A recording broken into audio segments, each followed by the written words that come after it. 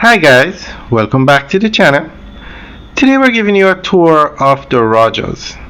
This is the tallest building in Kingston at 20 floors and the second tallest building in Jamaica. The only building taller than this one is the Pinnacle, the Swallowtail Tower of the Pinnacle in Montego Bay, which is at 27 floors and it's going to top out at 28 floors.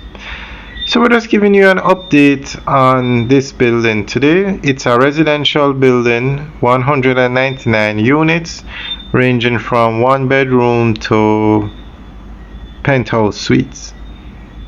And it's built on the outskirts of New Kingston on Waterloo Avenue. And the developers of this building, Ripton Construction, are doing two other major developments in Kingston. They're building the 13th floor building, I think the name is Nexus, on the corner of Central Avenue and Constant Spring Road. And they're also building the mall on Lady Musgrave Road. And they recently completed a 10th floor building on Hope Road. Alright guys, enjoy the tour. Remember to like, share and subscribe. Have a good day.